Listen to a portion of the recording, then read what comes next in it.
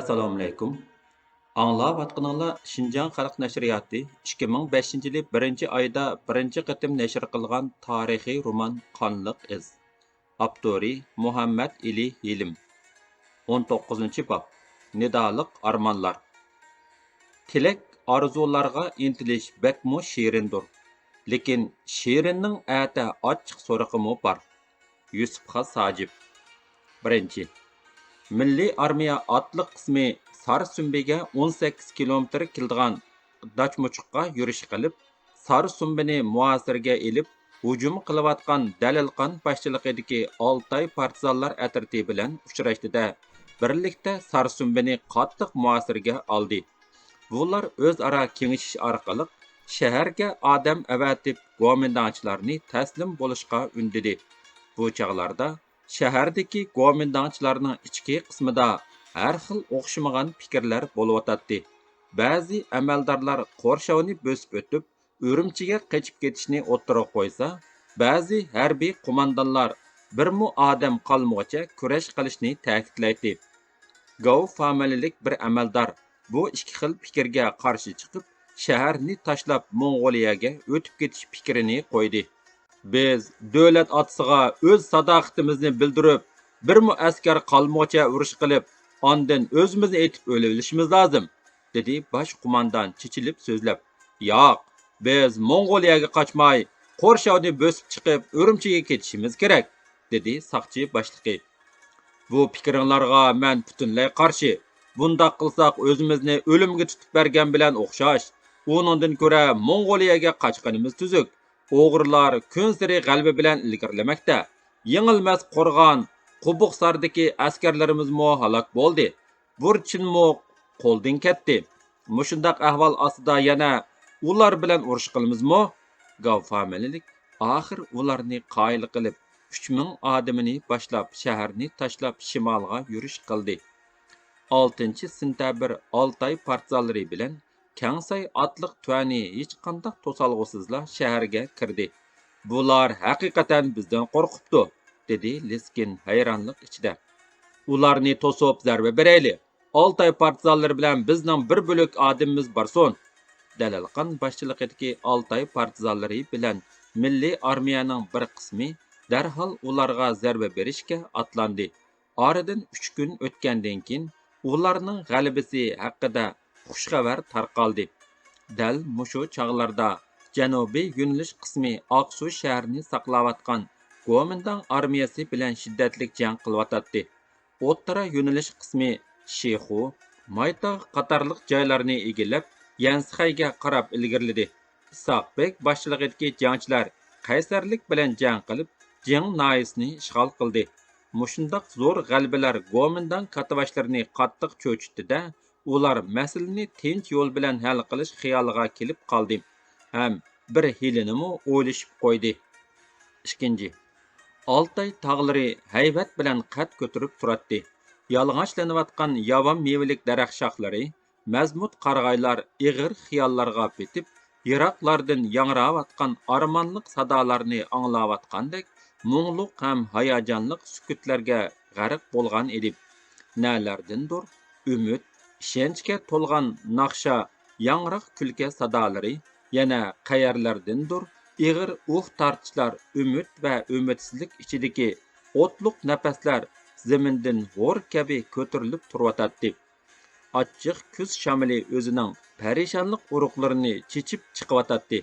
Bu yil ushuk baldur kiradigandek qiladi. Fasl shumliqini sizayotgan har bir odamga o'zini tuzishi zarur bo'lib qilyotdi. Chunki kuz o'zingni tuz degan gap bor emasmi? Barat palvon cho'nqur xiyollarga cho'kib, egiz tog'larga qarag'anicha kechmishlarini eslayotdi. Shu topda uning ruhi tog'ning ashu mazmut holati bilan yo'g'rilib ketgandek qiladi. Tog' o'z qaddi bilan zaminning yuksakligini namoyon qilayotgandek ko'rinsa, Barat palvon o'z jismi, yengilmas ruhi bilan bu zamin kishilarining boturona ruhini namoyon qilayotgandek ko'rinadi. Zamin har ikkisidan faxrlangandek tuyg'uda bo'layotdi. Chunki zamin saxovatlik ona emasmi? Kuzning sovuq shamollari Barat palvanning yuz ko'zlarini yirik qo'llari bilan siylab o'tiyotdi. Tanha bir vujud taqqa mastonalarcha tikilib turardi. Uning quliqiga Qurban, Nasiraxunlarning so'zlari anglangandek bo'lib, cheksiz so'yinish va azob to'lqinlarida Muhammad Gangung, Yasinjon, Qosim Joda, Turdaxunlarni esladi. Ko'zlari torlashib, ko'z oldida Shamolxon g'uva paydo bo'ldi. Uning ko'zlaridan oxir yoshlar taramlab to'kildi. Bu xushalliq yeshimu yoki azobning qalduq yoshlarimi, buni o'zimi aytib berolmaydi. Yosh yanala tuzluq edi. Qon purab turgan jangga otlarning kishnashlari, egisiz otlarning har yon chepishlari, yomg'irdak yig'ayotgan o'qlarga o'zlarini unutgan holda etayotgan jangchilar, ularning ochiq ingrashlari, o'zlarini yo'lab turgan sabdoshlarini olg'a intilishga buyurishlari, uning ko'z oldidan neri ketmay yuragida ochiq hasrat dog'larini qoldirdi. Yiroq-yiroqlardan yangrayotgan armonliq sadolar quliqiga urildi. U uyida nini turib, qo'rqib yeyolmayotgan bichora xalqning go'zal armonlarga to'lgan sadolari edi. Barat palvon xalqning baxtiyor kunlarini, shodliqqa to'lgan ko'zlarini qiyosan ko'z oldiga keltirib, yuragi baxtdan nur emgandek bo'ldi. Bu shirin go'zal xiyollar uni aromsizlantirdi. Balalar ozodlik ato qilgan bahor qo'ynida erkin yayrashatdi. Jafo mushaqqatni yetkucha tortgan onalar ularga illiq mehrini ato qiladi. Go'zal tasavvurlar Barat palvonni yenik kulimsirashga qistidi. U so'sqina kuldi. Kulka uning qaradigan mang'izlari pultiyib chiqqan chiroyida, qahr g'azab o'tlari yongan ko'zlarida daqiqa jilva qildida, yana g'oyib bo'ldi. U avval tong otsin, men bu tasavvurni reallikda ko'rganda ondin kulay, deganni o'ylab qoldi. Ufuq suzilib, quyosh jamolini ko'rsatmayotdi. Uning nurona jamolini ichib chiqishga hamma kishi tashna edi. Barat palvon texmo yiroqlarga nazar soldi. Quliqiga to'xtamay armonliq sadolar urilib turardi. Xotima. Faqat o'zi uchun yashamagan odamlar yashayolaydi. Minandir. Quyosh qon rang ufqdan ko'tarilib chiqish oldidagi qizg'ish nurlarga bo'linib yotgan zimin ig'ir ham mungluq sukutlarga g'arq bo'lgandek qiladi. Sharq tarafdan ot tuyoqlarining ansiz tivishlari anglanib, bara-bara yaqinlab kelyotdi. Bu ovozlar shunchalik jimjitlikqa cho'mgan atrofga surlik holda bir xil ansizchilik ilib kelyotdi. Oilangni, yurtni sig'ingansan, Barat, dedi Oblis qori g'amgin holda. Sig'inmaydi demsan, lekin baxit shulardan kechish, jang qilish badaliga keladi, dedi Barat palvon otning yuginini tortib qo'yib. Quyoshning qizg'ish nurlarida uning maydasidagi bahodirlik medali parqirab turardi. Qon to'kkanga loyiq g'alaba qildik. Endi erkin yashaymiz. Alloh hamma odamga o'z ajrining natijasini ko'rsatdi, dedi Oblis qori. Urush rahimsiz, dedi Barat palvon. U nurg'un qarindoshlarimizni yeb ketdi. Mushu ishlar, bosgan yo'llarimiz, qurbon bo'lgan jangchilar unutilib ketmas bo'ladi-ku, dedi Yasin doktor cho'nqur tinib. Bizning qismdagi balalar Liskinni tong qoldirgan ajoyib qahramon balalar edi. Keyingi avlodlar ularni unutmaydi. Ularni eslash azobli ham shirin. Ularni unutish xalq vatanga xoinlik qilgan bilan barobar, dedi Barat palvon ko'zlarini cheksiz bo'shliqqa tikib turib. Ularni eslasamla ko'zlarimga yig'yamishidi.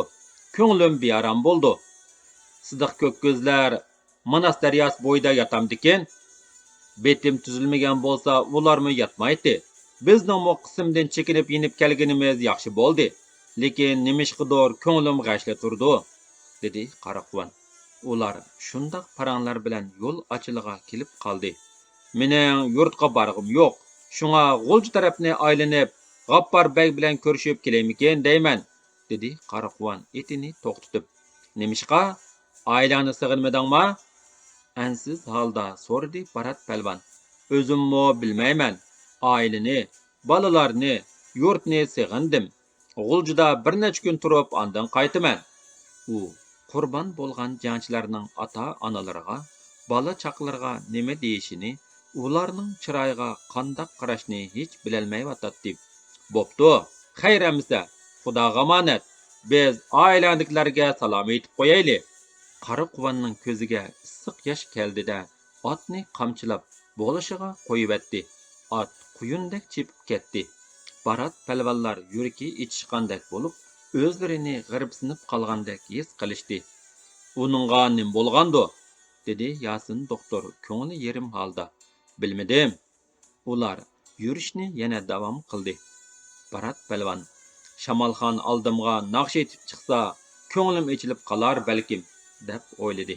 Keyin u qurbon bo'lgan sabdoshlarini aslab, vujudiga azob o'tlari tutashgandek bo'ldi-da, otqa zarda bilan qamchi silib, shahar tarafga qaratib qo'yibatdi. Hamrohlari uningga hayronlik bilan qarashib, uning kaynidan ot silishdi. Barat palvon shahar yo'liga kirib, uyan-buyan qarab, Shamolxonni uchirtolmadi. U balkim bizning kelishimizdan bexabar holda bir yoqlarga ketib qolgandi, deb o'yladi Barat palvon. Ko'chada ularni ko'rgan biraylan qattiq varqirdi. Barat palvonlar keldi! Uy-uydan qarshi olg'ili chiqqan odamlar ularning oldiga yugurishdi. Palvonlarni qarshi olayli! Bizlarni mushundoq baxtli kunlarga erishtirgan palvonlarga rahmat! Yoshsun botir o'g'lonlar! Ular o'z o'g'lonlarini dag'dug'i bilan kutib Hajarxon bular orasidan qurbonni izlaydi. Uning cho'lpon kabi ko'zlari umid nurlarga to'lgan edi. Keyin Barat palvon bu yurt xalqidan Shamolxon haqida mundaq rivoyat angladi. Zing'oqlari kirishgan, soqollari o'sib, ko'zlari xunuklashib, qo'ruq bosgan, kishilar bilan tuzuk paranglashmaydigan g'alita odatni yeteldirib olgan Shamolxon keyingi kunlarda olajo'qa so'zlaydigan bo'lib qilib, doim eriqlardan kuchab sakrab, varqirab kulib ketadigan, gohida shuklab mo'linib qoladigan bo'lib qopti. Keyin u tuyuqsiz g'oyib bo'pti. Kishilarning so'zi bilan aytganda, uni jin ilib chiqib ketibdi. Hozir u xilvat bir tog'liq makonda yavoyi hayvon, qush, jonivorlar bilan birga yashab kun kechirayotgandek, go'zal bir parizat uni yomon jinlardan qo'g'dab yurayotgandek. U kesili saqaygan aman yana bu yerga qaytib kelgudekmish. Barat palvon bu rivoyatni anglab achchiq yutdi. Ko'zlari qorong'ulashdi. Alliq qandaq xiyollarga cho'kib, bir haza turib qoldi. Ondan ulug' kichik tindi va maydasidagi parqirab turgan medalni ching siqimdidi. 2003 yili sentabr bo'rtala tugadi.